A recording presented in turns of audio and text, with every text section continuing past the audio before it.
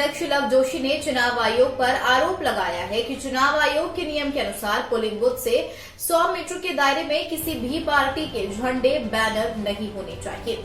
लेकिन खंडवा के आनंद नगर शासकीय माध्यमिक शाला पोलिंग बूथ के मात्र 5 से 7 कदम की दूरी पर दुकानों पर भारतीय जनता पार्टी के झंडे लहरा रही हैं। वहीं समीप भारतीय जनता पार्टी के विधायक नारायण पटेल के निवास पर भी शाम से भारतीय जनता पार्टी का झंडा लहरा रहा है। खंडवा से ब्यूरो चीफ साजिद अली के सैयद की रिपोर्ट।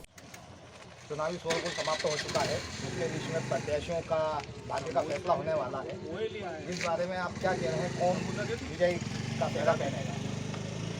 लोकतंत्र के इस पर्व में मैं सभी खंडवा लोकसभा के मतदाताओं से अपील करता हूं कि मतदान अवश्य करें।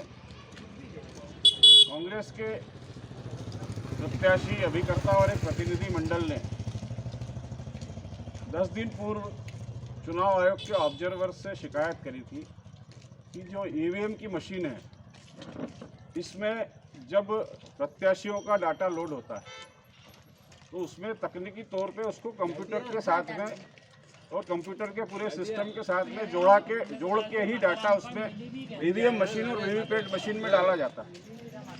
उस दौरान डाटे के साथ में ईवीएम मशीन के साथ छेड़छाड़ करने के प्रक्रिया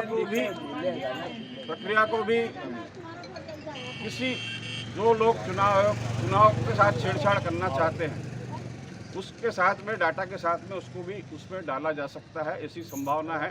इसके लिए हमने चुनाव की मशीनों के ऊपर सॉफ्टवेयर इंजीनियर्स के माध्यम से उनकी उपस्थिति में राजनीतिक दल के जो प्रत्याशी हैं उनसे संबंधित जो सॉफ्टवेयर इंजीनियर है या निर्दलीय प्रत्याशी उनके सॉफ्टवेयर इंजीनियर है, उनकी उपस्थिति में ये डाटा डाला जाना चाहिए, जिससे कि पारदर्शिता और निष्पक्षता बने। इसी के साथ में मोबाइल के ऊपर भी रोक लगाई गई है, एजेंटों के मोबाइल नहीं ले जा सकते। सिर्फ पोलिंग ऑफिसर को चुनाव आयोग ने मोबाइल की परमिशन दी है, लेकिन सहायक पोलिंग ऑफिसर भी सारे मोबाइल लेके बैठे हुए हैं।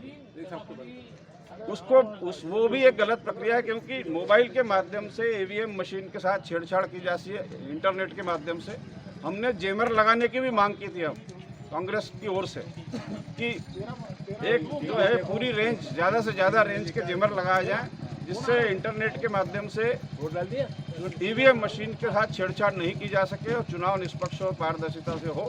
लेकिन ये सारी चीज़ों के ऊपर कोई भी कार्रवाई नहीं की गई है। ये कार्रवाई होनी चाहिए थी। ये लोकतंत्र के लिए और चुनाव आयोग के विश्वास के लिए, भारत के संविधान के लिए, जनता के मतदान के लिए ये विश्वास कायम रहना चाहिए। इस प्रक्रिया के लिए हमने पुरजोर मांग की थी, लेकिन उसका हमको प्रत्युत्तर आज तक नहीं मिला। दूसरी मांग ये है हमारी कि चुनाव आयोग के नियम के अनुसार 100 मीटर के दायरे में किसी भी तरह का राजनीतिक नेता का फोटो या चुनाव चिन्ह नहीं होना चाहिए।